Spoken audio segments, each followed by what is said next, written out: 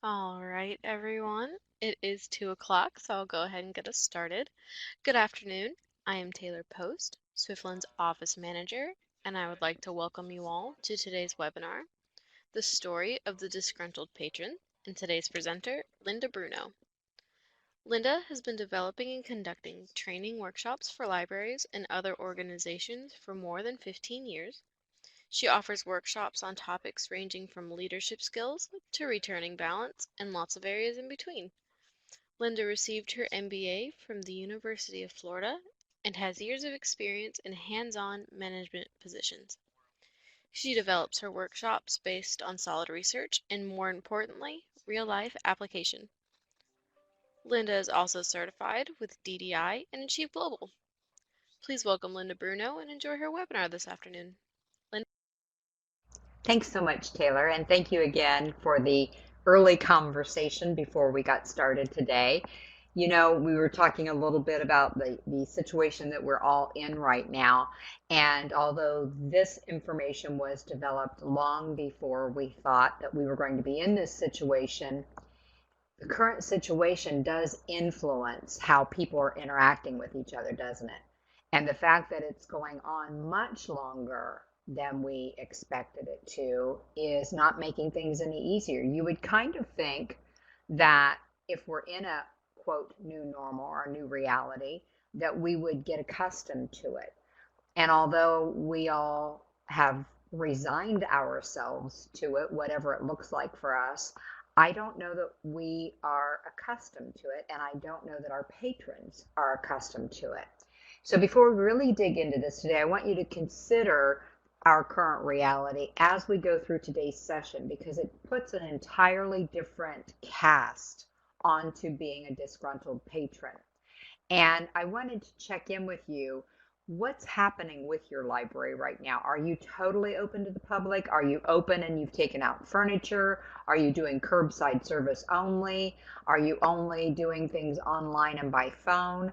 Tell us where you're at. Curbside only, closed and curbside, curbside only. And of course, a lot of you are in an area that has a higher incident level.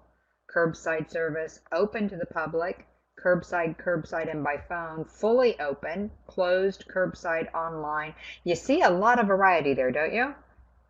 Open to 25% and only essential services and 1 hour on computers, online services, fully open fully with limited capacity. Curbside, open a couple days with no furniture. Curbside a day for people who are nervous. Oh, wow. Curbside, open to the public. Wow. Just a lot of differences in here.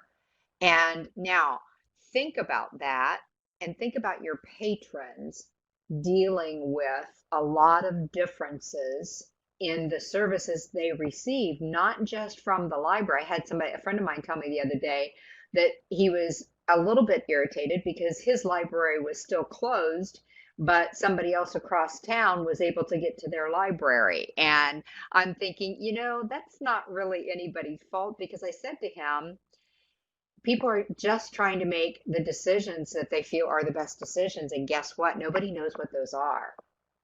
So as we're going through this, we have some disgruntled feelings sometimes, and we need to acknowledge that, because you can't go through the uncertainty of what we're going through and not have a little bit of a dis-ease, if you will.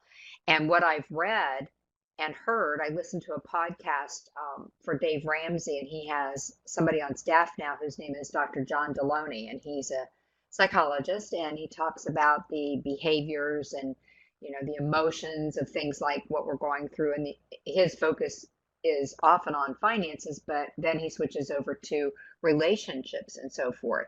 And one of the things he's talked about is, even if we don't know anybody directly involved with what's going on, the uncertainty is something that human beings struggle with. So the uncertainty of whatever your patrons are dealing with in the rest of their lives carries over when they're interacting with you. So I think sometimes it's good to know that, because maybe we can be a little bit more empathetic, and we're going to talk about that in a little bit, but just an understanding of nobody feels good about what's happening right now. And that's going to carry over into how they interact with other people. Natalia said most patrons are very happy and treat us friendlier and using expressions like "thank you for what you're doing for us." Exactly. That they're thrilled with that, aren't they? And yet, if they've just had an interaction somewhere else before they interact with you, whether that's on the phone or in person or curbside, it can carry over. And yeah, especially children, exactly. It helps to know that they're human just like you are, and those feelings are there. So thinking about that, we're going to talk just a couple of minutes about one of my favorite topics, and many of you have heard me mention this before, but we certainly can't talk about being disgruntled and emotions and things like that without actually talking about a little bit of emotional intelligence. And what I'm going to talk to you about is more from your perspective, your own emotional intelligence, because chances are most of the people that you interact with will not have even heard this term, nor will they have paid any attention to it if they did. So I want you to think about your own emotional intelligence. And there are 4 elements, and we're going to talk about just a couple of them for just a couple of minutes. The first element is self-awareness. And that simply means that you are aware of a feeling you're having as it happens. And that's what makes it emotional intelligence. I can look back at last Tuesday and say, boy, I got a little upset when so and so said this to me. And that's good for reflection and for me to try to do better the next time. But it's not really emotional intelligence because I have to recognize it as it happens in order to be able to do something about it. So I just share this with people. I'm sorry, G. Wiggins, I'm not moving or anything, so I'm not sure why I'm fading in and out. But I share this piece with people because it can be used in your entire life. It doesn't have to just be used on the job. As a matter of fact, I suggest people come to this awareness in their life, because when you're aware of it, when you're interacting with personal relationships, it can make a difference in whether it's a smooth relationship or an up and down relationship. So self-awareness is recognizing a feeling as it happens, which is also a key to better decision making. Why do you think self-awareness would have something to do with decision making? Self-awareness about your emotions. Right, exactly, Colleen. If we feel, and we might feel the fear and we might feel the anger, but absolutely, Lorelai, emotions can control how we react if we allow them, right? And the danger is when we're dealing with disgruntled patrons, we're human and we often allow our emotions to leak out. So being aware of them so that we can do the next element that we'll look at here in a moment will help us interact with that disgruntled patron in a more productive way.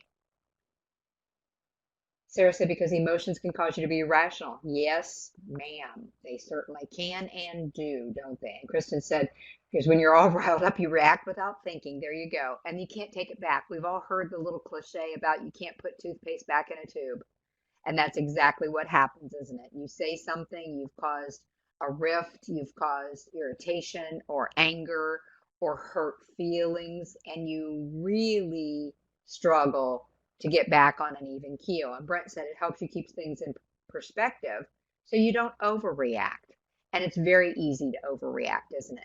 So think about that. The next time your emotions get a little riled up for you, whether you're interacting with a patron or your coworker or a boss or your children or a sibling or somebody at the restaurant or whatever, remember how that can affect your decisions. And often those decisions have to do with what comes out of your mouth. So that can just absolutely escalate an issue with a disgruntled patron. And it's not always just the words. If you say to a disgruntled patron, if they say something to you, you say, fine, then they already know how you feel about them. And that's not good decision making. We may be thinking that. And let me be very clear, we will think those kinds of things. Then we have to say, this is not serving me well. Self-management comes into play then, doesn't it? Because the feeling's going to come. My husband used to say to me, how do I stop those feelings or those thoughts? Either one. And I would say, you don't stop them because they're automatic. You decide as soon as you sense them what you're going to do with them and how long you're going to wallow in them. And I adapted that life motto that I just shared with you, this is not serving me well, many years ago. And when my emotions would turn negative and I would start to react, like several of you mentioned, and I think Brett mentioned it and Lorelai mentioned it, Colleen mentioned it, the word react comes up, doesn't it? Kristen mentioned it, that's a big word. And you have a chance to stop that reaction or to turn the reaction to something more positive. It's called self-management. And it simply means managing your feelings so that you react appropriately. This is huge, isn't it, when you're dealing with a disgruntled patron? And again, please understand our natural tendency, we're born with it, is to come right back at them, or to be defensive, or to pout, or to withdraw, or to become passive. And the passive part might be appropriate, but typically there are other emotions that follow along with that and create an uncomfortable situation. Karen said, best lesson I ever learned was nobody can make you angry except yourself.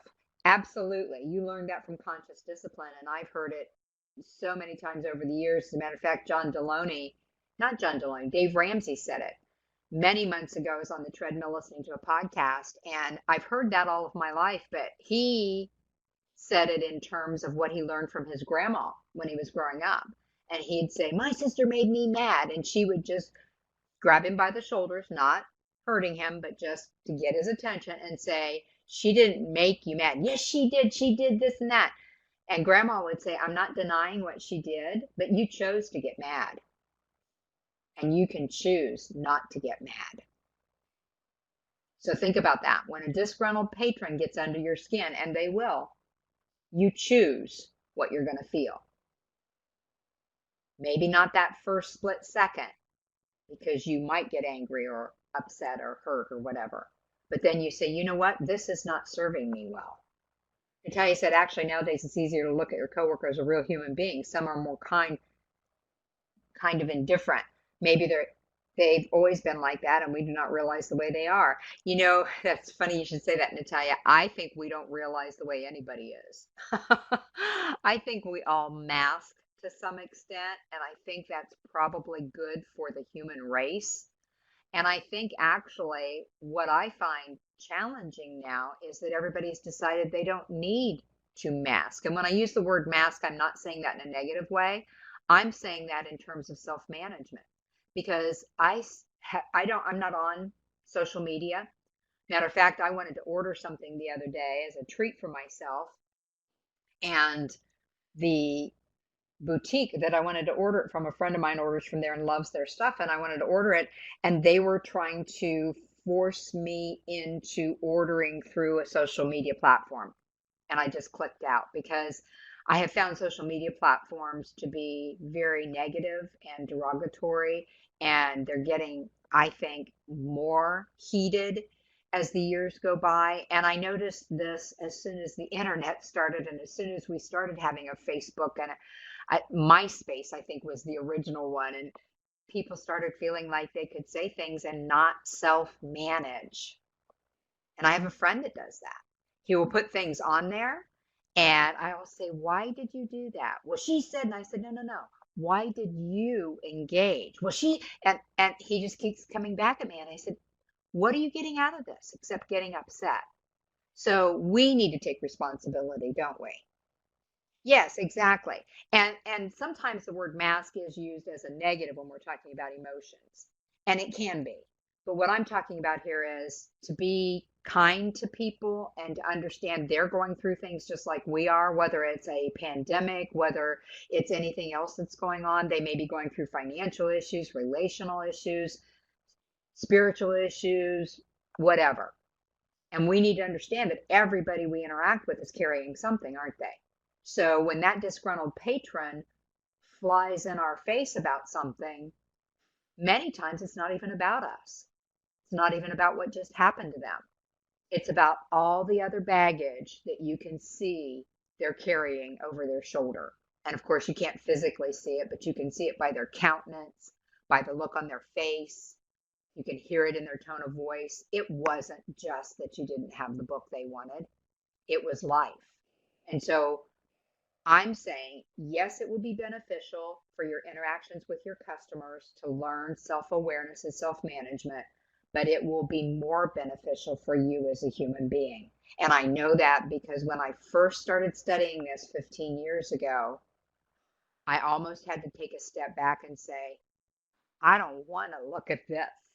I don't want to admit that I tend to withdraw and pout and that I can be, as my parents used to tell me, bullheaded. But you know what? I've grown so much from that. And now I call it my recovery time. When somebody says something, and I'm still who I was when I was born. So when somebody says a certain thing and it touches on my low self esteem or whatever, and that feeling starts to come, then I can say, you know what? I don't have to react this way. And my recovery time is minutes now instead of hours or days, where I used to carry it with me for hours or days. So I hope that little piece helps a little bit. Brent said, does it get easier with time? Yes, if you practice it, Brent. But the key is you have to practice it and you have to become aware. That's the whole first piece. I'm going to give you a personal example, and some people may say you don't need to give us any personal examples, but that's how I teach. And as I mentioned, my husband struggled with this. And there were times when we would travel together and he was going to drop me off at a Panera so I could work on my programs and he would go buy guitars. We were headed out on a 2-hour trip one day and we were just down the road a little bit and he started being really negative about something. And I said, would you turn around and take me back home? And I thought he was going to wreck the car. What do you mean? And I said, I can't carry this negativity for 2 hours and then sit at Panera and try to develop a program because my programs are all about being your best self and being positive. And that's when he asked me, how do you stop the thoughts and the emotions? Now, it did not go away overnight, but I will tell you that over the years that we just kept talking about, because I struggle with it too, still do from time to time.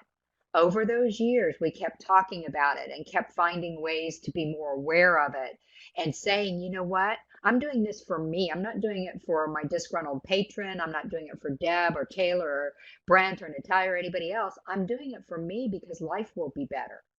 My stress levels will be lower. I will enjoy life more.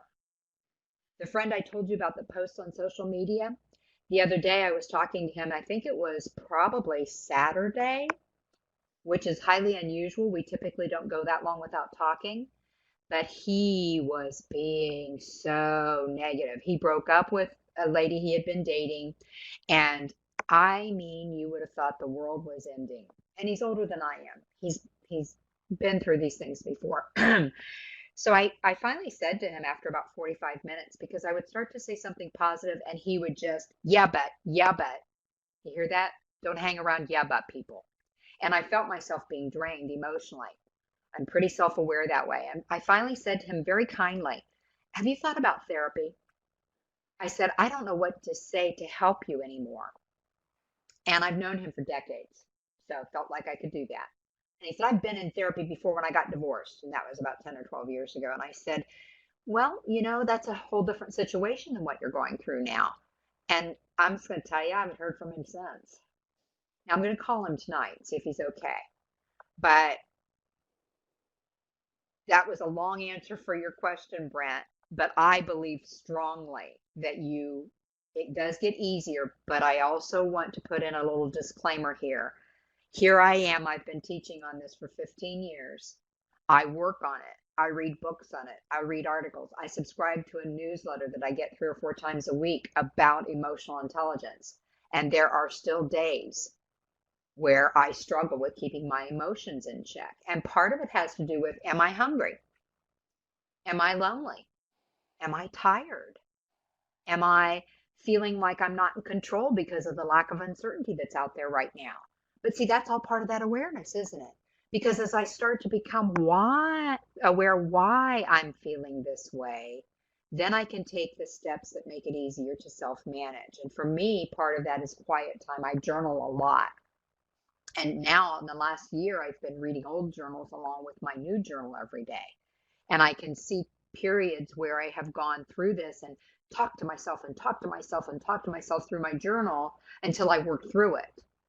So find what works for you to manage that. I also want to share with you, because I got way off on a tangent here and I apologize in advance, but to me, in the midst of a pandemic, this piece is more important than the disgruntled patron piece, which we will talk about, I promise. But I want to encourage you that if you have something pop up today that comes to mind for you and you either don't want to share it in the chat box or it would take too long or whatever, drop me an email. I am not a psychologist. Let me be very clear.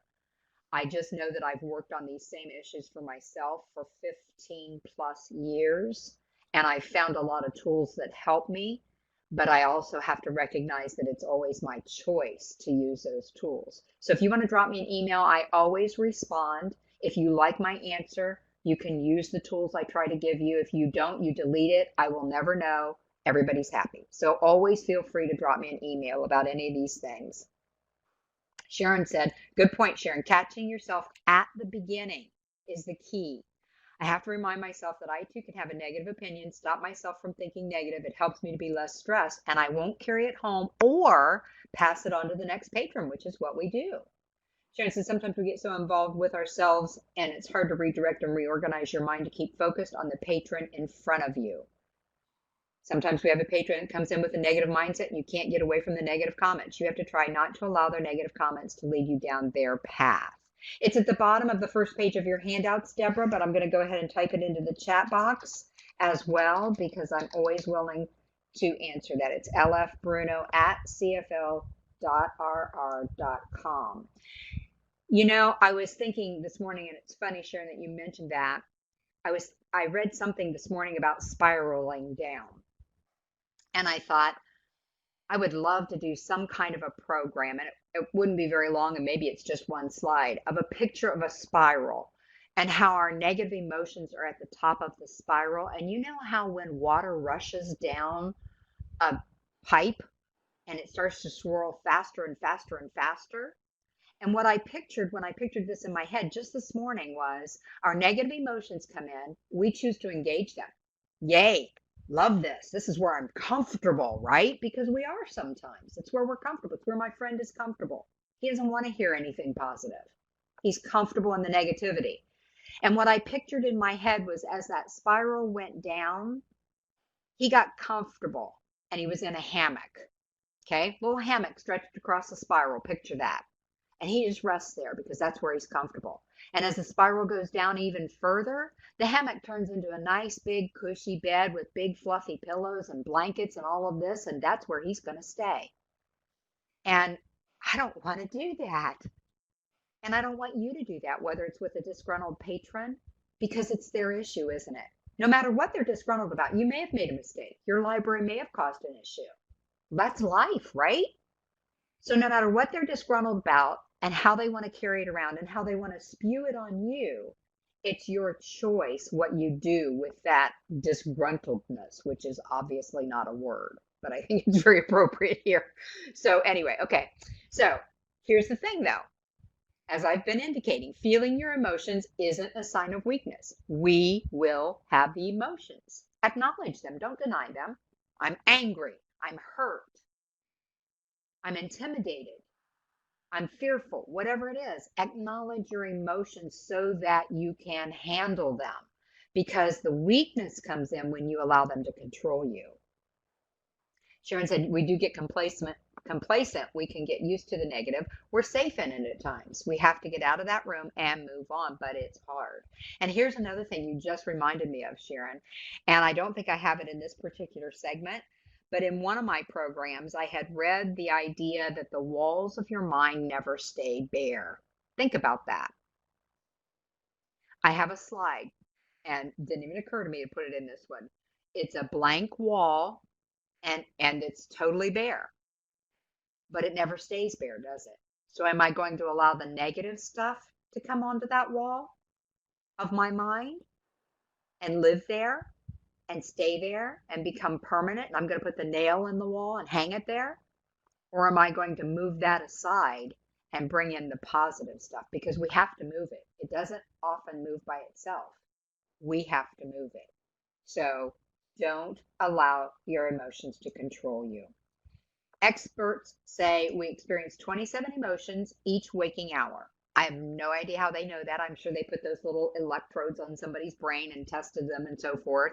But that equates to 150,000 emotions a year. So, based on the average work life, that's about 2 million emotions at work. Now, add in everybody else's and all your patrons. Every day is Bring Your Emotions to Work Day. Sharon says she's got even more. We need to put the electrodes on you, Sharon, and see. So we're going to talk briefly about some specific difficult behaviors that I keep hearing over and over from the folks that I work with in the library world. And one of those is the difficult behavior of the tank. And this is the person that runs over you, right? They just bulldoze over you. And they're out there. And understand too that when you have, there are at least, I don't know how many difficult behaviors. I read one book where they went through 16 of them throughout the book. Others say 8, and there are probably some that say 500. I don't know. But these are the ones I keep hearing about. And people can morph from one difficult behavior into a different difficult behavior within the same conversation. Remember all those emotions we have? We're not going to stay in tank mode if that's not working for us. We'll move into something else. But with a tank who's trying to roll over you, your goal is to command respect. You're not going to lay down and play dead or be a doormat. You're going to command respect. Now, the word command can be misleading here. You don't command respect by getting back in their face. That's not what I'm talking about here. The people we respect the most are the people that just hold their ground assertively. And assertiveness means I'm calm, I'm confident, I may be shaking on the inside, but right now while I'm talking to this person that's trying to bulldoze over me, I am calm and I'm confident and I'm going to hold my ground. Natalia said it's always easier to deal with our patrons because it's usually not personal at all. Exactly. And you know they're going to leave, right? That's the happy place you go to in your mind when you know they're going to actually leave. But think about that. You're commanding respect not because you're yelling at them or cursing or being abrasive or anything like that. You're commanding respect because you hold your ground. I'll give you an example of this. From many years ago, I was at an airport traveling on business, and I was standing in line, and a lady came running in from outside, and she was dressed to the nines, and she had gold jewelry dripping off her, and she was in stiletto heels, and her hair was all done up, and you could tell she was maybe a little spoiled. And she came bursting through the entire line. This was before they were quite as strict as they are now. And she went running up to the counter in front of the guy that was in front of me. And he was actually standing at the counter being waited on. And the person behind the counter said, "Ma'am, I'll be with you in a moment." "No, no, I'm going to miss my flight. You have to take care of this right now. I'm going to miss my flight." She said, "I'll take care of you as soon as I'm finished with this fellow." She just kept calm and cool. And I was using this as a learning lesson. I was standing there observing this person taking care of this lady who was trying to run her over. And the lady said, "My husband's already left." And I'm thinking to myself, yeah, I wonder why. Kind of a thing. Finally, she screamed, "I want to see your manager." And everybody in line is rolling their eyes. And the lady behind the counter said, "And I'll get my manager for you as soon as I'm finished with this gentleman." And she did not give in. And when I got up to the counter, I said, "I just have to tell you how much I respect the way you handled that." I said, "I see a lot of customer service interactions, and I don't see very many people that handle them that way. That is the epitome of how it should be handled." And she said, "Thank you." She said, "I've just always found out it doesn't pay to stoop to their level." And I said, "That is absolutely true, but I really admire that." So I started to walk away, and she says, "Ma'am, just a minute." And I said, "Yes." And she said, "Here's a voucher for a free lunch." I have no idea why she did that. I think I just made her feel good. Now, that's not to say you're going to always get a voucher for a free lunch, but can you see how she commanded respect? I don't know if the lady ever respected her. I can tell you for sure everybody in line respected her, and I bet you nobody that heard that interaction gave her any guff about anything that day. Sharon said, I had a patron do that. She immediately said the computer was the issue and has been since she came in 3 weeks ago. I corrected her, started in on the staff not being helpful. So I told her, I'm here right now to help you as best I can. She had time to see the manager, but not wait in line. Exactly. Yeah, there you go. I'm pretty sure she missed her flight, and everybody was probably applauding internally. But you see how that happens. But you also heard me say I've not observed that very often because we do get defensive with people. I personally have worked on that myself. Even when I'm the customer, I try to work on having respect for the other person, but also making sure they respect me and that I hold my ground that way. It's called assertiveness. It's not aggressiveness, not being in their face. Assertive is simply holding your ground in a calm and collected manner. The next one is the whiner. We know those. And one of the ways we know the whiner is by the whine, the actual tone of voice. You guys never. You've all heard it. And it isn't something that maybe makes you mad or upset, but boy, can it be draining. It's one of those difficult behaviors. The person's disgruntled because, like my friend, nothing in life ever goes right for them. And you find yourself thinking, you need to get a mirror out, honey. That was kind of nasty to say that way. And I would never say that, but that's what I think. I think you really need to get a mirror out and hold it up because it's not the whole world beating you up. It's you creating these issues for yourself. But that's another case. So what do you want to do with this person? Well, here's the thing we tend to do a lot of times is we fix the problem to get rid of the person. The next time they show up and whine, we fix the problem to get rid of the person. The next time they show up to whine, if we're not there, they start whining to somebody else who is likely to fix the problem to get rid of the person. Are you hearing a pattern here? What gets rewarded gets repeated. The more we fix the whiner's problems, the more minor things become problems so that they don't have to bother with them. Yeah, Sharon, I immediately feel like I'm dealing with a child who has gotten away with using that tactic all their lives. Yep, they keep using it.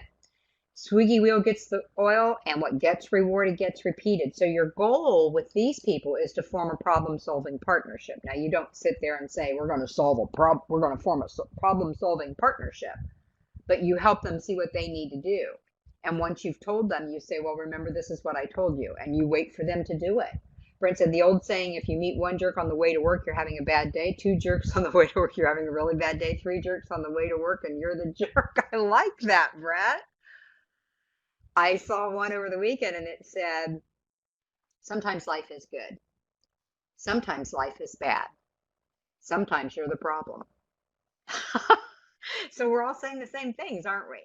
But in reality, there's a little bit of truth to that for each one of us sometimes. Like I said, if we have other issues going on in our own lives, we can be the problem in our lives. So when you've got a whiner on your hands, try to form that problem-solving partnership. Yes, it applies to everybody, Super Librarian Karen, not just customers, patrons. It also applies to staff. It can apply to supervisors. It can apply to significant others and siblings and parents and children. They're called human beings. And we all are born with the same kinds of emotions and all those kinds of things. I did have a fellow tell me once in a workshop, he said, emotions have no place in the workplace.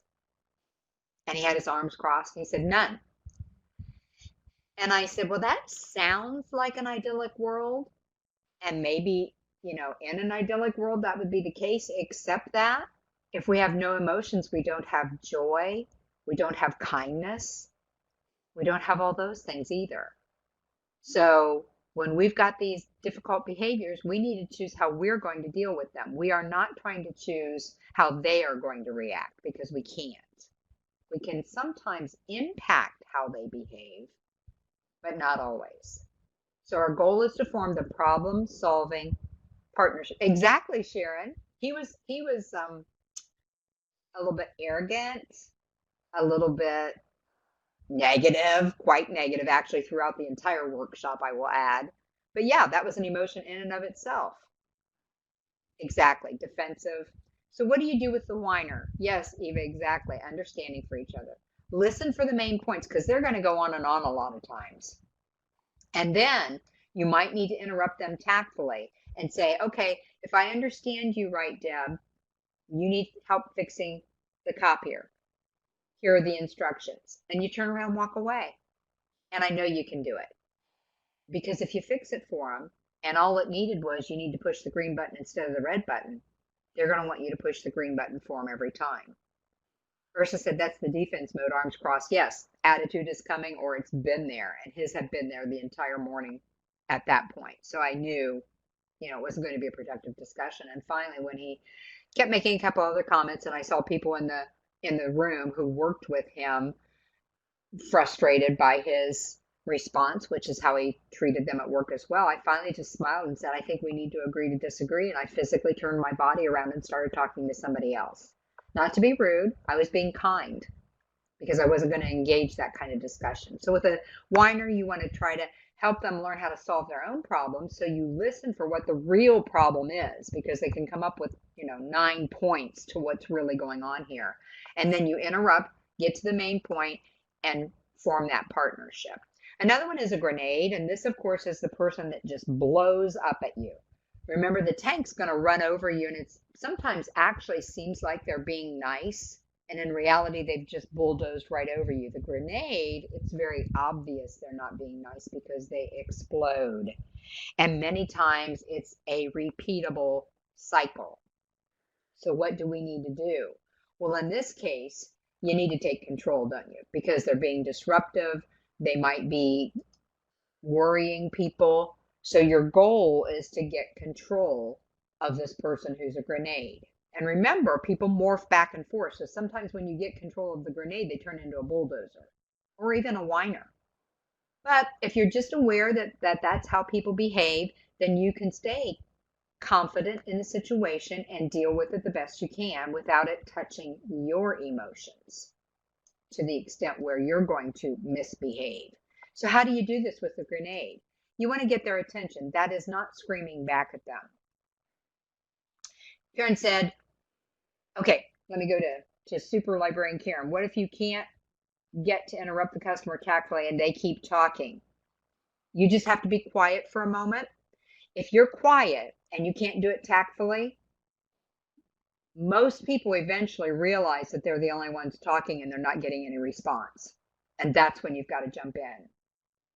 You might start with something like, I have no idea, because there are, hundreds of different situations this could happen in. But you could say, thanks for sharing that. Here's what I'm hearing you say.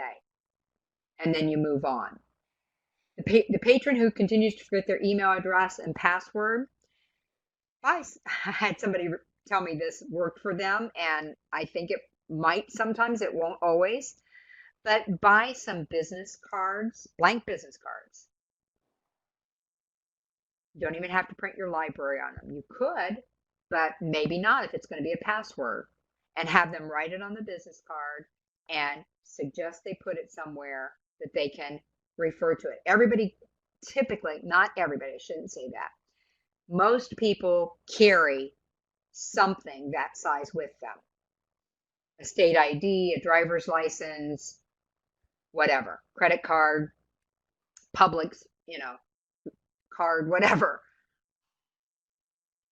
Ask them to put that in their wallet or their purse or whatever. And if they come in again and they've forgotten it, remind them it's in their wallet or their purse. You can't really force them to bring it every time, but you can try to create a habit for them, can't you? Help them create their habit. Sharon said, when these individuals come in, I'm concerned if there's a mental issue at hand, and that makes me immediately change my tone, my attention, and my reaction. You should always be aware, shouldn't you, Sharon? In this current age, and I will say that we have become much more likely to be offended and give ourselves permission to blow up at people than we've ever done before.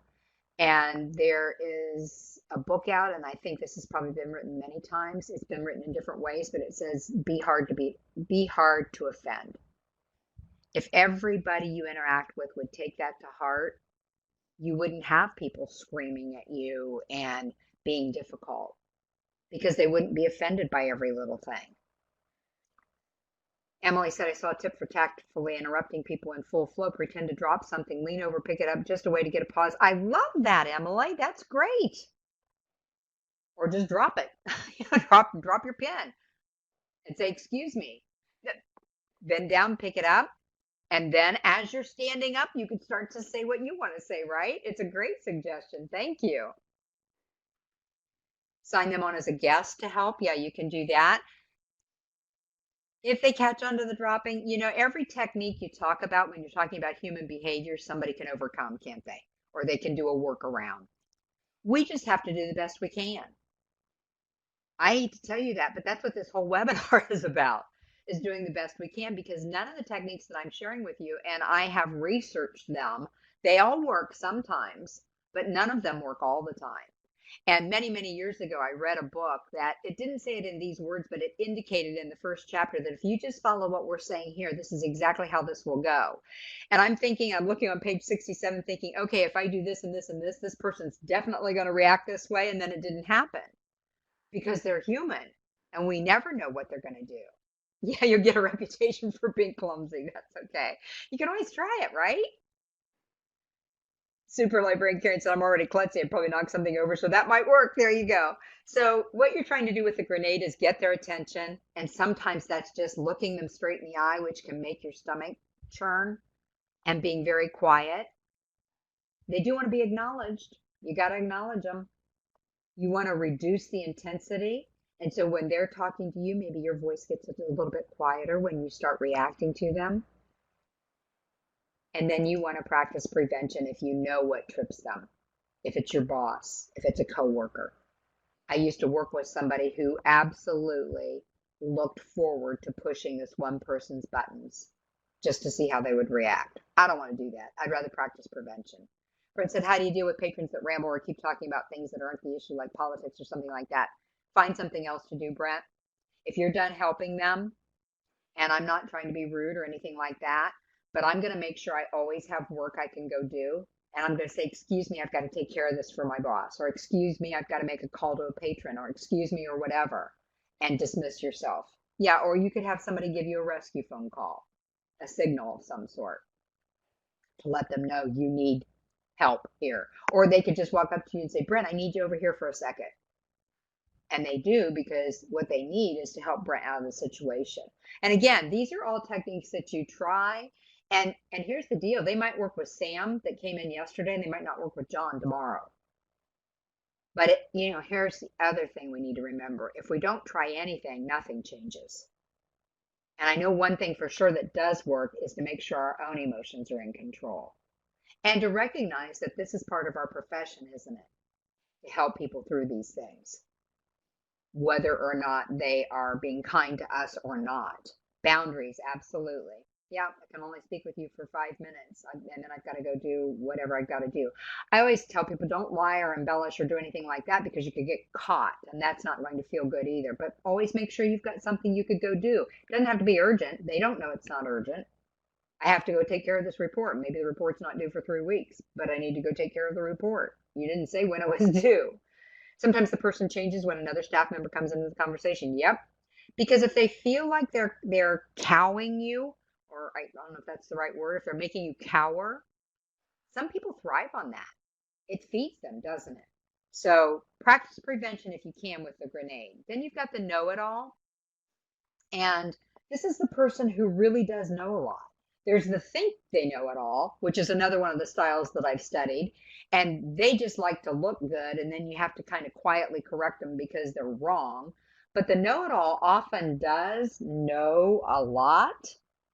And so what you want to do is open their mind to new ideas, because what they know is often old, or in the past, or not the newest, or not the freshest perspective. It's not that it's not true, it is, and they're knowledgeable. But you want to open their mind to new ideas. How do you do that? You want to be prepared. Let's say you've got a report that you're giving to somebody higher up, and they always kind of run over you like a tank, and they always know everything that you're talking about, and they truly do. They're very knowledgeable. They've been around a while, and they've been willing to learn and all that kind of stuff, but that kind of stopped somewhere along the line. So when you come in, you don't want to be iffy about what you're trying to get them to open their mind to. Well, maybe if we did this, well, the know-it-all is going to say, nope, this is what's always worked before. So you need to know your own stuff, don't you? And then sometimes you can do what's called backtracking. And when they're telling you all this stuff they know, you can go back to something that matches what you're trying to share. Well, I heard you mention a few minutes ago that when we do this for the summer reading program, it's really effective. So if we take that and expand on it by doing what I'm suggesting, we can grow the program by 10 to 15%. You see how I backtracked respectfully into what they already know? Because you aren't trying to show them up. They know a lot. That's just going to make you look bad. Sharon said we've had a few of these individuals too. They know some of our policies. They'll state them to make it seem like they know more than you. Yes. And you can say, yes, that's absolutely right about that policy. This policy happens to apply in this situation. You just backtrack into what they said. You acknowledge they were right and they know about that. And then you pull something out that you need to share with them. Okay. So we've talked about some of the primary, I'm going to call them, difficult behaviors. Amy said, I agree with super librarian, not only because I think she has a snazzy name. I agree sometimes you need to be firm to show that certain behaviors are simply not going to be tolerated. I think I missed that. Absolutely. You pick your battles, but in some aspects, if you do not stand up to these people, it suggests the behavior. That's commanding respect, isn't it, Amy? That's what we're talking about here. But you don't have to be in their face about it.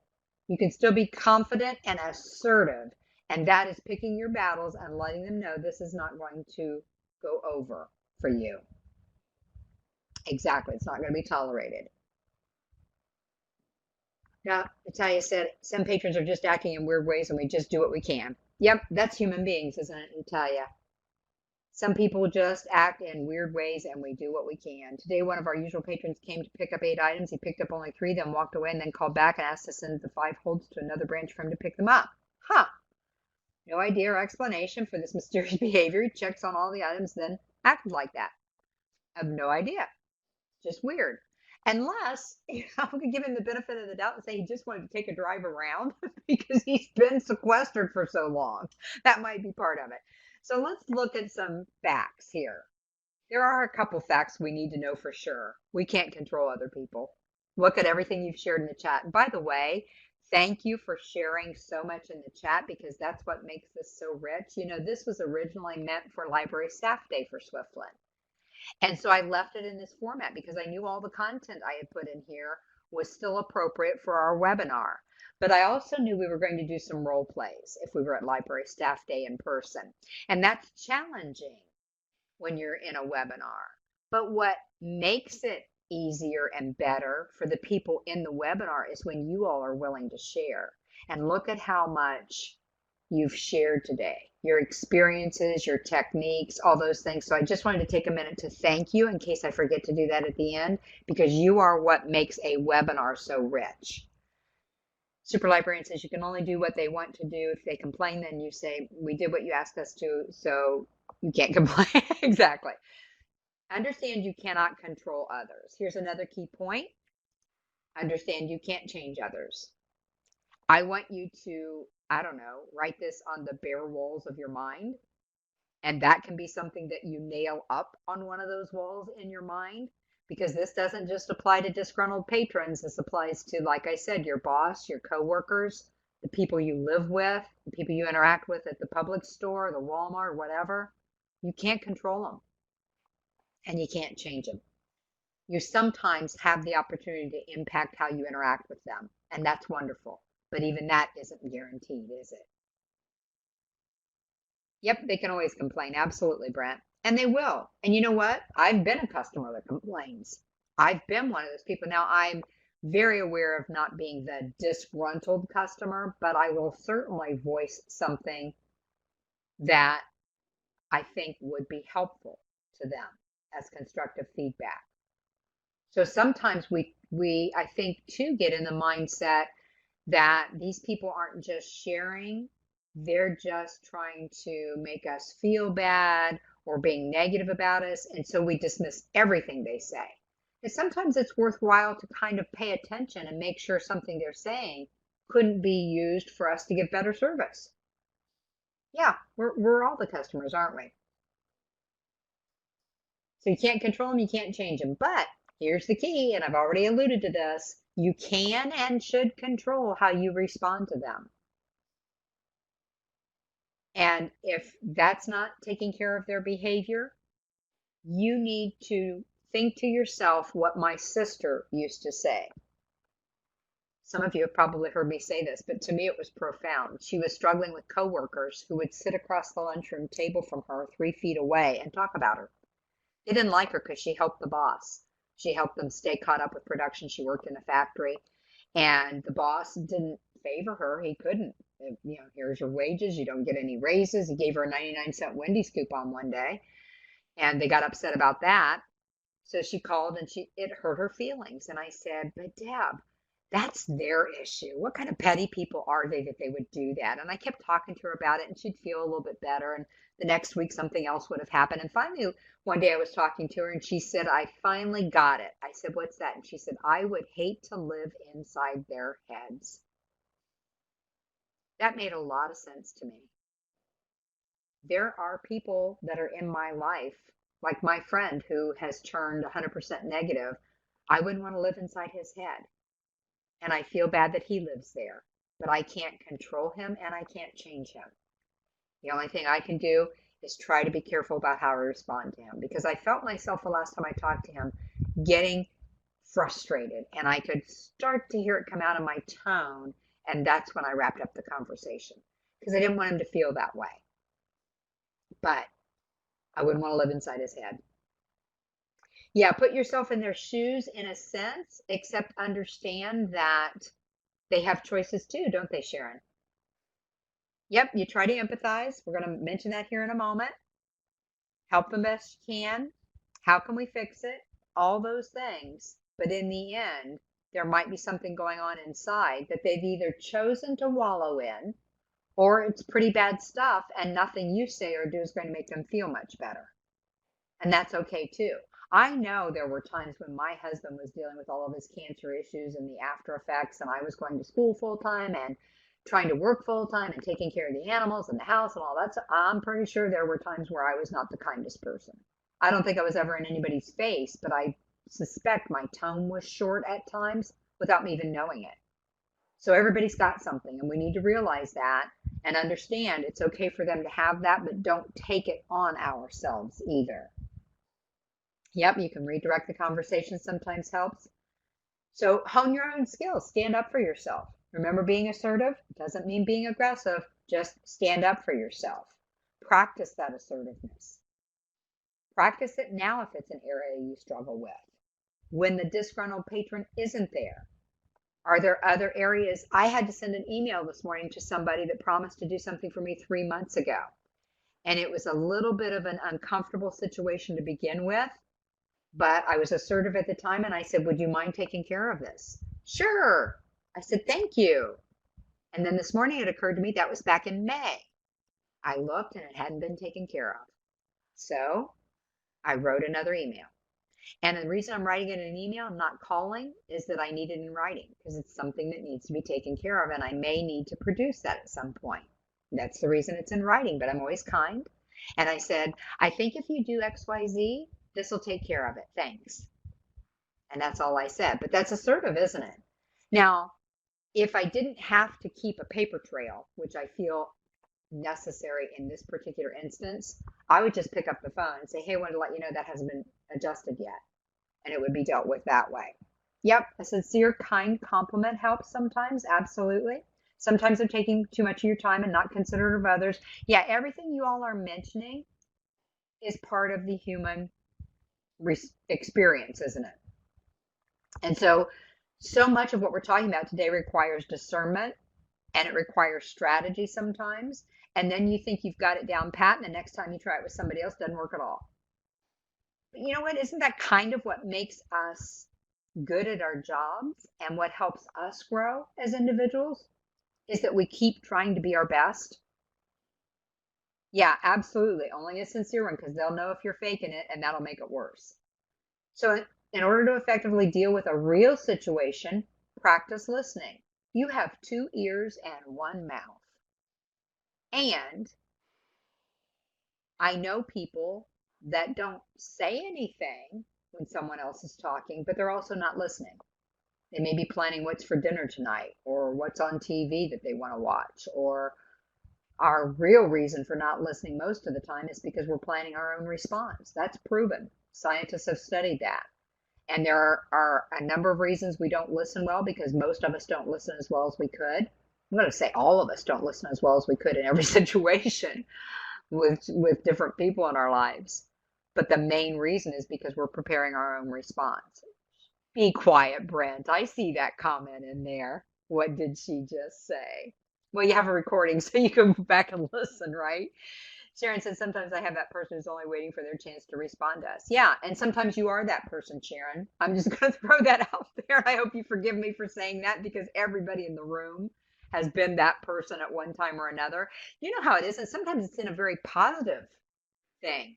Maybe somebody is sharing with you something that they're going through, and you've gone through similar things, and you've got the answer for them. So you're thinking of your answer the whole time, right? Because you're going to share this with them and you're going to make their life better. But what that tells them is you weren't really listening to what they were saying. And we've all done it.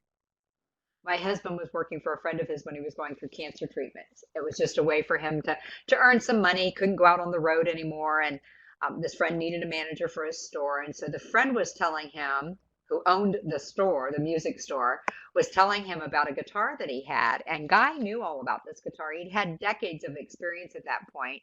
And so he interrupted to share his vast knowledge. Okay. He was a know-it-all in that particular instance. And before he could even finish his sentence, his boss, the owner of the store, said, I guess I was finished. I never forgot that. Guy never forgot that. My husband never forgot that. And he shared it with me because he knew it was a good life lesson. And so when he and I would start talking and one of us would interrupt the other one because we'd want to share this stuff that would be helpful to the other person, we would grin and say, I guess I was finished. So I just thought that was ingenious. Okay, so asking clarifying questions. You think you know what they're saying, but you don't really know if you know what they're saying. So ask clarifying questions, and sometimes that also can stop the tirade if you ask a clarifying question.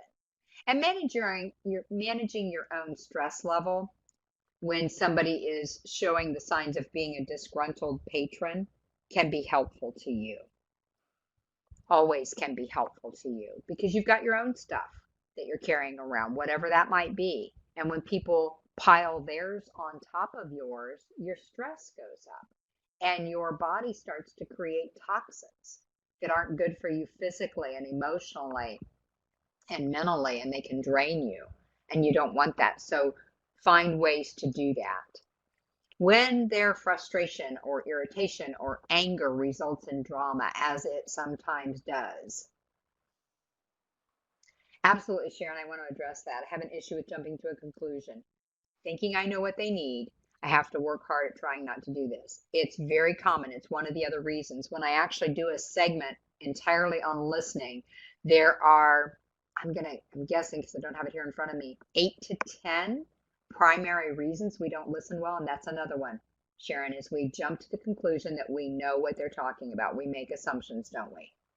And that's not good for us. So when it results in drama, refuse to engage.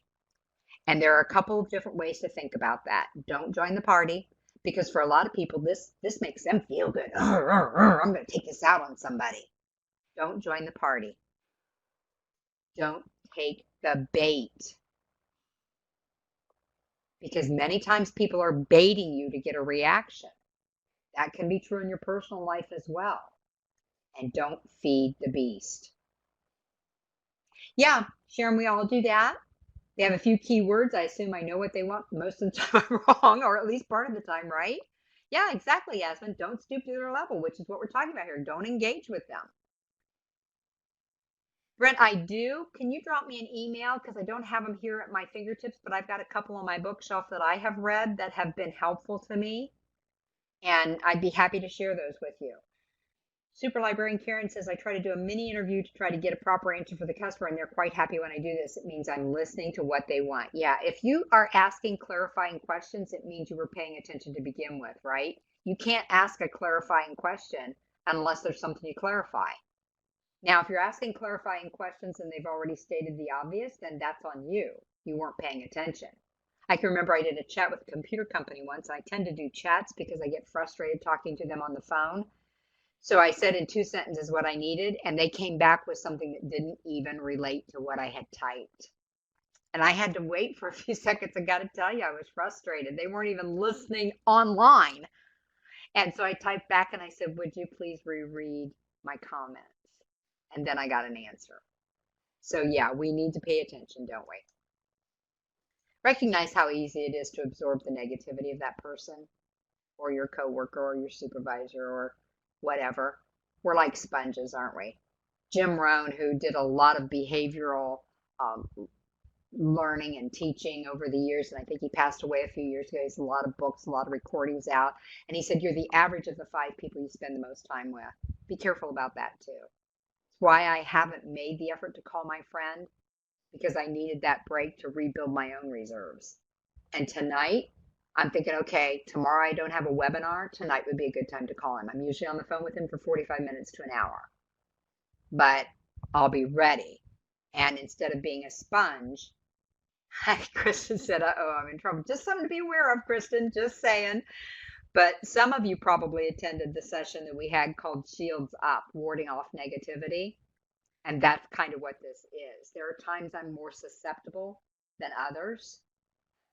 If I'm going through something, if it's a birthday of somebody I've lost, you know how that goes. You kind of get into a melancholy mood, or I do anyway. It's my secondary behavioral style. And those are the times where I can't be around people that I know are going to be sharing their negativity. So just be careful of that. You can absorb it very easily without even knowing it's happening. Choose your battles. Somebody already said this. Y'all know what that means. Be careful of what you're trying to engage in. Is it going to serve you well? Or as Dr. Phil has said, I don't watch his program because to me it's just overly dramatic and I just don't even want to think about the people living those kinds of lives that they're choosing to live. But years ago when he was first starting on Oprah, I thought he had some good points. But I can remember somebody being on the show and they were obviously telling stories about what was actually happening. I don't know that they were directly lying, but they were creating this fantasy about what they were doing being okay. And he finally just leaned across the desk and said, how's that working for you? And I've adapted that one also along with this isn't serving me well. I will say to myself when I allow myself to start going negative or something like that, I'll say, how's that working for you? Out loud to myself. The dog that looks at me like, what? What did you just say? But it's effective. Find whatever you need to say to yourself to choose your own battles, control your own emotions, recognize you can't change other people. Sharon said sometimes we use our senses to predetermine a response to people. The patron's voice, looks, or smell can change how we respond. Absolutely, Sharon. And it's not just patrons. It's other people too. You know, if somebody walks into your home because you live with them and you say, how was your day? And they say, fine. You roll your eyes and think, oh, here we go again. Or whatever. It's just natural, folks. Don't deny any of the feelings that you have. Just learn how to control them and don't allow them to control you. So when you're thinking about that disgruntled person, and we've touched on this a little bit, but I love the little acronym, have a heart. And I read years ago, take the heat. And so this is kind of adapted from that, but I changed it to have a heart. Think about what each of those letters might stand for. The H is to hear them out. Do you see the word out? Not just hear them, but hear them out. Because as we said earlier, our tendency is to jump in, solve the problem, because this is the 117th time we've seen this problem this month. And by the way, if it truly is the 117th time, maybe your library organization could fix the problem. Just saying, that's happened before when I've been talking to people and they'll say, oh, that happens all the time. And I'll say, is there a reason you haven't fixed it? Just say it. But when somebody's frustrated, which usually is where the disgruntledness starts, hear them out. take that minute or two. Now, there are those that some of you mentioned, they go on and on and on, and then you do have to tactfully interrupt and redirect them and get to the core of the problem and solve it for them. But sometimes people just want to vent, don't they? I can remember years ago when I was in what I call my former life in a corporate job, and a customer called in and was talking to one of the customer service reps in my department, and I could hear her jumping into the conversation because she was on the phone with him. And I'm thinking to myself, this doesn't sound like it's going well. And after about 15 minutes, she put him on hold, and I could hear the tone of voice she was using with him. She was right next door to me, and she came stomping into my office, and she said, Gary wants to talk to a supervisor. And I said, okay, send him in. She gave me a brief synopsis of what had happened. We'd made a mistake. There was nothing we could do. It was done. So she transferred him in, and I said, how can I help you, Gary? And he went off on a tangent. And I said, I'm so sorry that happened. You understand I can't fix it because it's already done. So what can I do to make this better? And it got real quiet. And I thought, oh, here we go. And he said, I think I just wanted somebody to listen to me. And I never forgot that. That's been decades ago. But I needed to hear him out. He needed to know he was valued as a person and as a customer. So hear them out. The next one is the E. Well, we're going to talk about, forgot.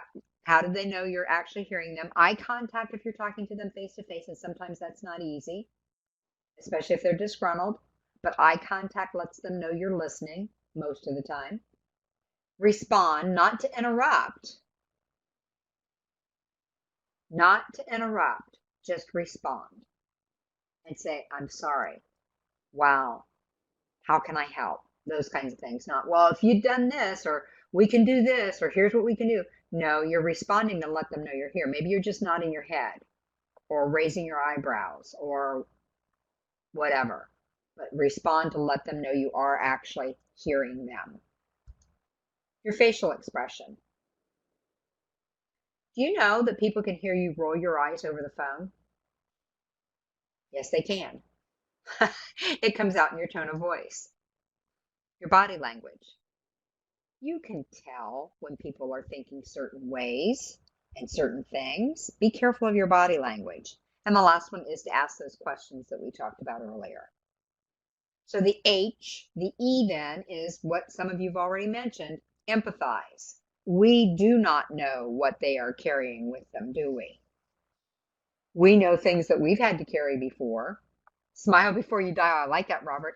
I love that you mentioned that, Robert, because in my face-to-face workshops, we actually do a little exercise, and you can try this when you get off the webinar. And I tell them that when I count to 3, you're going to say out loud how you would normally answer your phone at the library. So if I would say, XYZ Library, this is Linda Bruno speaking, that's what you're going to have in your mind. And when I count to 3, you're going to say it out loud. But here's the thing. When you say it, I want you to have a frown on your face and a smile in your voice. And I'll count to 3. And of course, you can't do that. A frown on your face and a smile in your voice. So I'll say, okay, let's try it the other way. On the count of 3, say the same thing with a smile on your face, but a frown in your voice. And they can't do that either. So what does that tell us, Robert? It tells us if we're smiling, people can hear it. They don't know if you're faking it, which is okay. Unless you're smiling through your teeth, they can hear that. But if you're smiling, they think you're in a good mood. I've had people tell me before, you sound like you're in a really good mood. And I'm thinking, it's been a kind of crummy day so far. But as long as they're thinking that, we're all good. Yes, I like that. Smile before you dial. Ask plenty of questions. But not personal ones, yes. Unless it's somebody you've gotten to know well, and then not real personal, right? Larry Barker Derek, that's one of the books. I think that might be Grace Wiggins. I'm not sure. But G. Wiggins put in there for you, Brent, one of the books that I would have recommended. And I couldn't remember the author's names right at the beginning. But Larry Barker and Kitty Wilson have a book called Listen Up. And it's an older book. But you know what? Listening hasn't changed. As a matter of fact, we need the book now more than we ever have. And I think Gracine. Okay, thank you, Gracine. I knew it had something to do with Grace. Thank you. But I think they're the ones that talk about different listening styles as well.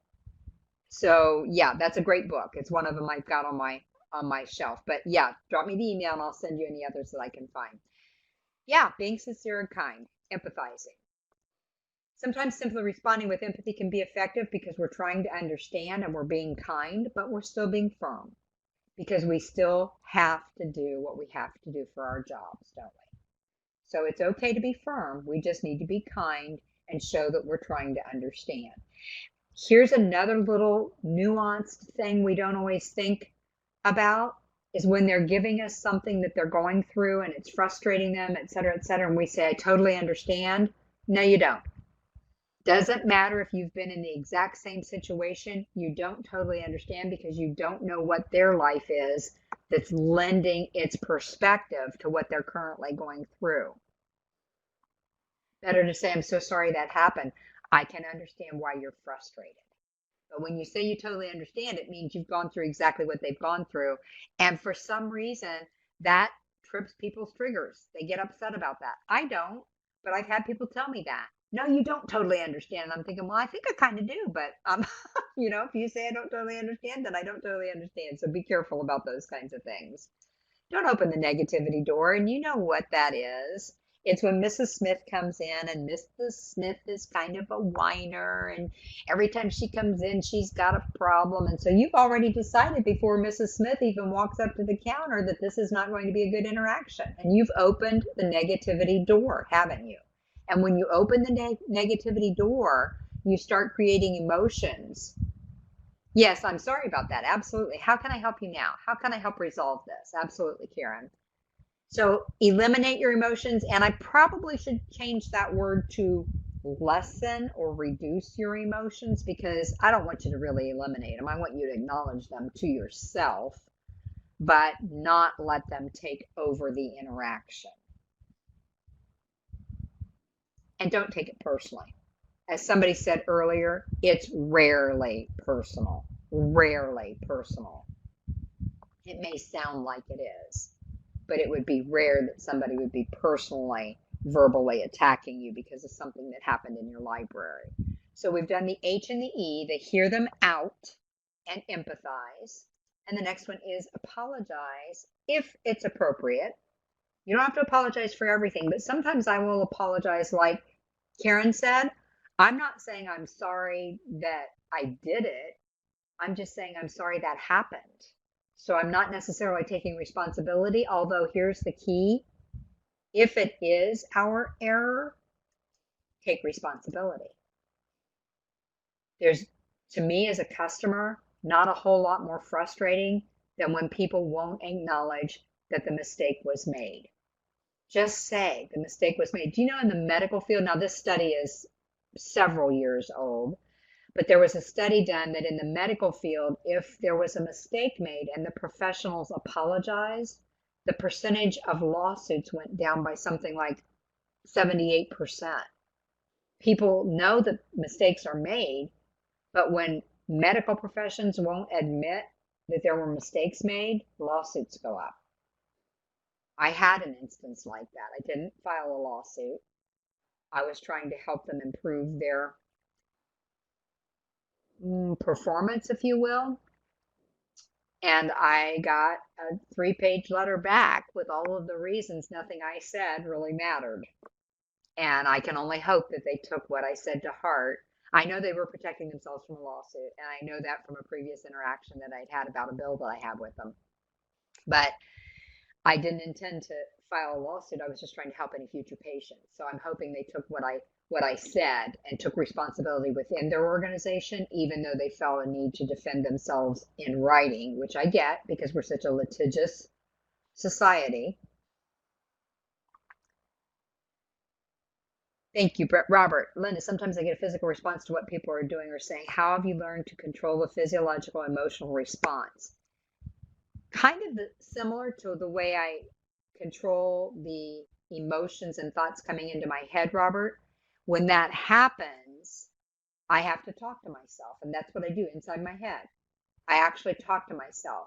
And I'm serious when I say things like, this isn't serving you well. When I'm talking to somebody who intimidates me, I have a physiological emotional response. Sometimes my hands shake, I perspire, whatever. And then in the midst of that, tell myself why I'm doing what I'm doing. I had a different medical situation with my husband where an anesthesiologist caused permanent damage to his throat or exacerbated it. And some of you know he had oral cancer and had 62 radiation treatments, and there were issues. He was supposed to have eye surgery, and he needed the eye surgery. The anesthesiologist did an interview, looked down his throat, saw the damage, tried to shove the plastic tube down there, not once, not twice, but 3 times. They aborted the surgery, called me back to the operating room. He was bleeding out of his mouth, white as the sheet, and on oxygen. So I went toe to toe with the anesthesiologist, and I said, you need to take him to the emergency room. And I did that at the advice of the eye surgeon. And he hadn't taken over yet, so he couldn't really do anything. He had said, sometimes these guys are cowboys, and you need to demand an ER visit by ambulance, because if that swells up in the middle of the night, he's not going to be able to breathe. And I was sweating. Honestly, Robert, I was sweating. My knees were shaking because this is a medical profession. I can't do this. And I got toe to toe with this guy. I couldn't, my feet literally couldn't have been more than 2 inches away from his shoes. And he said, I'm not sending him. When his oxygen gets up to this level, we're going to send him home. And I said, you weren't there when he almost choked to death during radiation treatments. I want him to go to the emergency room. And he said, I'm not going to sign the papers. My eye surgeon stepped up and said, I will. And when he did that, the anesthesiologist backed off. Here's what's really amazing to that. They billed me. The anesthesiologist billed me. I don't need to tell you I was pretty assertive when I called back and refused to pay the bill. So, those are, picture them in the nude. Oh no, I don't even think that would make me laugh, but nude customer, we don't want to do that. I didn't want to do that with the anesthesiologist either, but because sometimes it's a real, it's a threat to our psychological well-being sometimes, isn't it? And we respond in a physiological way. And that's very normal and natural. But we need to stand up for ourselves with ourselves, Robert, with ourselves. So whatever we need to do, because I'm thinking in my mind, there are 2 alternatives here. Either I'm going to get what I want and I'm going to feel safe, or he's going to get what he wants and there's danger involved. So I haven't seen most of our patrons. There's a good one for it. Take responsibility if it's something your organization did. Part of that is conducting any research that might be necessary. Don't assume you already know. It couldn't have been us. I remember years ago, my husband put pictures on eBay when eBay first started. How many years ago was that? 20, 25 maybe? I don't know. Anyway, they didn't load. And somebody told him, you're describing this guitar, but there are no pictures there. And he went, well, I paid for pictures. So he emailed eBay and he said, could you credit that because the pictures aren't loaded?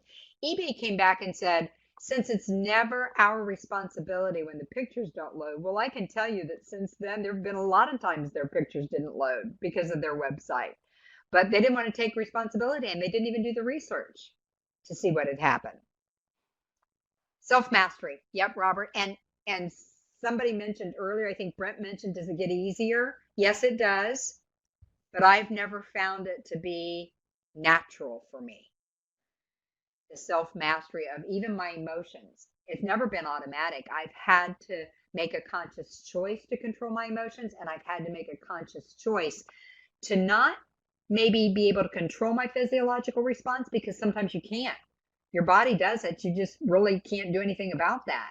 But to be able to acknowledge what's happening and then make that decision that it's okay that this is happening because that's how important this is to me.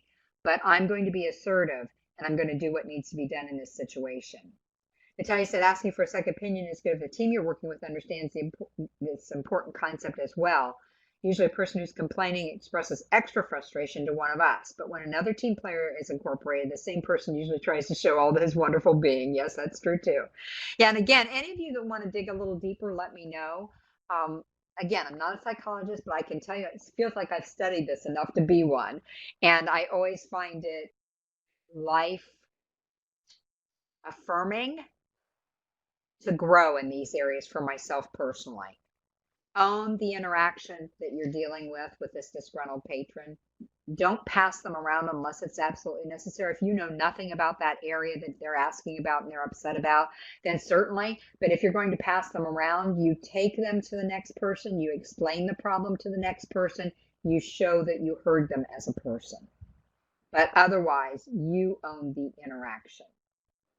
You've been there before. You call someplace and they say, well, you need to talk to the C department. You get the C department. The C department says, you need to talk to the L department. You get the L department. The L department says, no, you need to talk to the C department. I just talked to the C department. And nobody takes responsibility. And guess what happens to the frustration level when that goes on? It multiplies exponentially. Because now I not only have my original problem, I have a problem with the C department and the L department because nobody will take responsibility. Yep, stay with them until it's fixed or solved, I think that says. Super Librarian Karen says, I try to check with the customer, make sure they got the help they needed if I can help them. I had somebody call me once. That's never happened since then or before then to make sure it got taken care of, which was pretty cool. And then you begin problem solving. So we're still in the take responsibility stage, but now you're going to be problem solving and you're going to ask more questions to clarify, aren't you? If you're using that HEART acronym, you've heard them out, you empathized with them, you apologized if it was appropriate, and now you're taking responsibility by starting to solve the problem, asking and listening carefully. We talked about this earlier. Don't jump to conclusions because often you're jumping in the wrong direction. It takes a lot of energy to go there. And you just wasted it because you went in the wrong direction. Here's another one that we don't often think about, and it's really hard to get in this habit, but it's simply a habit. Tell them what you can do, not what you can't do. Yes, exactly, Sharon. I mentioned that earlier. Sometimes they just want to vent, and they need to be acknowledged. Everybody wants to feel valued as a human being. If I'm not listening to them, they don't feel valued. So when they've told you what's happened, you don't say, well, we can't do that, but here's what we can do, because all they heard was, you're not going to do what they asked. If you can get in the habit of leaving off that second part and just saying, here's what we can do, or leaving off the first part, I guess it was, we can't do that. Leave that part off and just say, here's what we can do. And then if you can, give them at least two options. And you may know the second option isn't really a great option, but when you give people options, they feel like they're back in control again. Yes, we can do this or we could do this. Which would work best for you? We can mail these to you, or we can hold them for you until next Tuesday. Not, we can't get it for you today.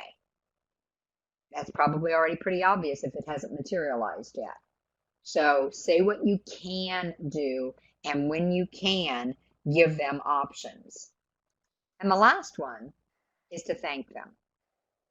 This is not always easy when they're being disgruntled. And sometimes it may not be appropriate, but it's probably more appropriate than we would like to think. We all want to feel valued.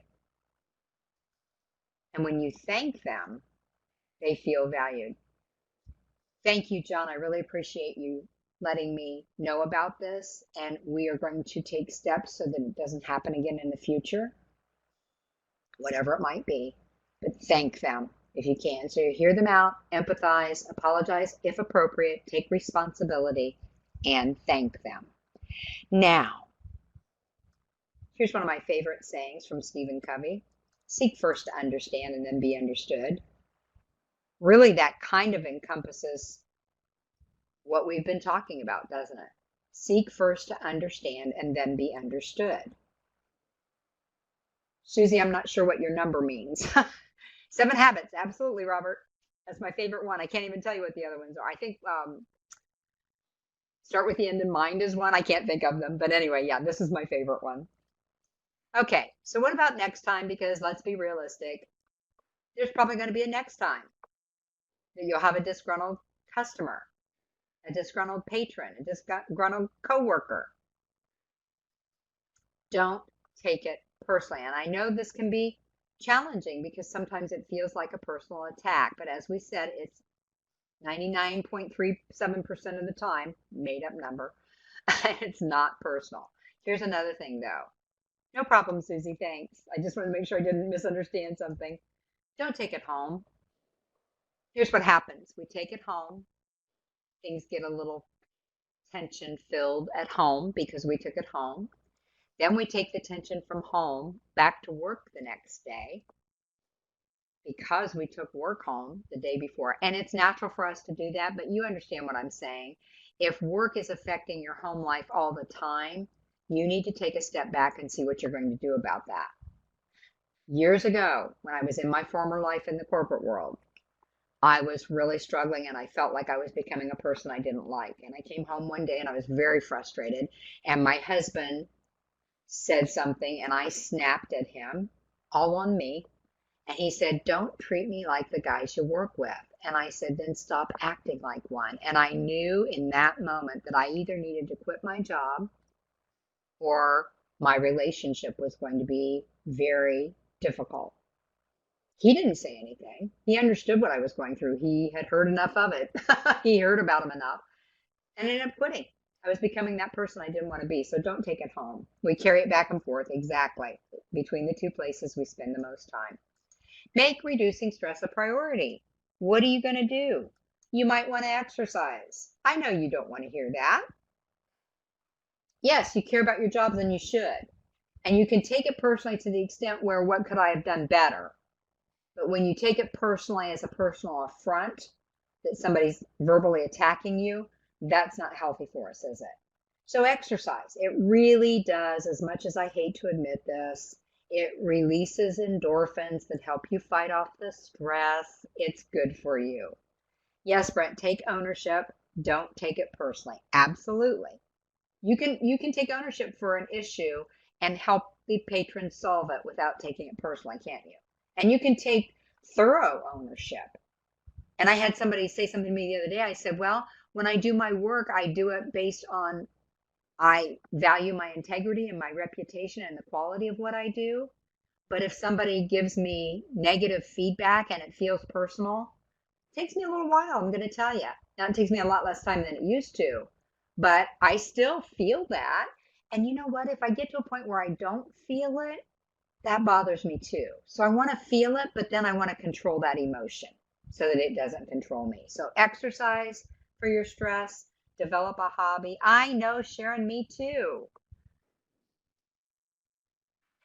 I joke, and you've heard me say this before, some of you, that years ago I read an article that said if you just exercise consistently, I think they said for 3 months, you'll find you love it. They lied. I would like to find that article again and find the author of that article and write them a letter and say, you lied to me. I still don't love it. But I will tell you, I miss it if I have a day where I can't fit it in, which is not very common for me. I do miss it because I know I have more energy and I do feel better, but I don't love it. I don't get up in the morning and go, oh, I can't wait to get on the treadmill. I just get up in the morning and say, you know what? I get to get on the treadmill because I can still walk and I can still breathe well enough to be on the treadmill. And a lot of people can't. So it's an honor and a privilege for me to be able to get on that treadmill. I don't love it. I don't think I ever will. I've been pretty consistent for 3 years now. Still don't love it. Brett said exercise is not really a problem for most people. It's the going to exercise that most people have. You know, that's why I quit going to our local community gym, and they have fabulous equipment there. So I know my exercise routine is not as well rounded as it could be, but that's what was happening, Brent. I wasn't consistent with it. I didn't want to go up and wait for machines. I didn't want to hear other people talking about, what they heard at the bar last night or whatever. And so I just quit going and I went back to the treadmill. And now I'm thinking that my treat for the year might be that I get an elliptical to go with the treadmill. I talked to my doctor about it and she said she thought it would be helpful for my arthritis. And so I'm thinking about doing that. And will I love it? No, but it might be helpful. And it does help relieve stress. A hobby, just finding ways to relax. Brett said I used to take salsa lessons. I hated it 10 minutes before the class because I was nervous once the class started 10 minutes in. I'd love it. But the next session, same feeling 10 minutes before. Yep, absolutely. Yeah. Like I said, I can't, there have been days where I thought, oh, well, just today I could skip it. And then I know that if I've got the opportunity and the time that day, if I get in the habit of skipping it, guess what? I've created a habit, haven't I? Now, Friday, I've got an early morning and it's going to be a full day. I probably won't exercise Friday, and I'm okay with that because I've given myself permission to do that. But tomorrow, I don't have a webinar. So tomorrow, it's a few extra minutes on the treadmill. So do you see how I've got to reason with myself and control myself through that? And like I said, people have those Pelotons, are very passionate about them. I have a friend who's nuts for hers. Yeah, I don't know if I'll ever be nuts for anything. And I'm not big in joining the my Nordic track has iFit or something on it. That doesn't really motivate me, being with other people, being challenged by other people. I'm motivated by my own competitiveness with myself. Yeah, there you go. The one about exercising. Absolutely. Brent said, I did the Disney Marathon. You go, Brent. Near the end, there's a run club that holds up the sign. Enjoy this moment because one day you won't be able to do this. Wow. That's phenomenal. That's exactly what I'm talking about. I have arthritis in my feet. And I was really getting concerned because they were starting to hurt bad enough that I was crying during my treadmill. So I quit the incline, I quit the decline, I lowered the speed. I talked to my doctor. I said, am I even increasing my heart rate enough to do any good? And she said, what is it? And I told her because I keep track. She said, yeah, you're where you need to be. And she said, if you continue to do those other things and you've got that much pain, you're causing more damage. Well, then I got some shoes called Hoka One Ones. And they're phenomenal. I haven't had any pain in my feet since then when I exercise. Very expensive, but you know what? If they help me walk, oh my gosh, I'm worth it. That's the way I look at it. So, anyway, I know we're at the end. Have a support system, have a release valve, accentuate the positive. And remember, you can't make someone not be difficult. Hoka, Hoka, and the word one, the number word one, and one. Hoka 1 1. I knew what you meant, Natalia.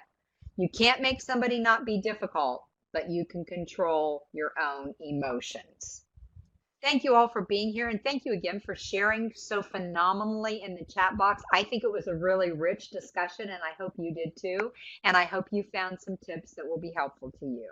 So now you can go and deal more effectively with those disgruntled patrons. Thanks, everybody. Thank you, Linda, for such an excellent webinar this afternoon. Attendees, if you enjoyed this webinar, we ask that you join us on August 19th for Linda Bruno's next webinar, The Story of Us, How We Impact Our Communities. As always, we encourage you to keep an eye on the Swiftland CE calendar, the Swiftland Facebook page, or your message from the listserv. Thank you everyone for attending and have a great rest of your day. Thank you, Deb. Thank you, Linda. Thank you, Taylor. Thank you, Deb. Bye. Everybody stay safe.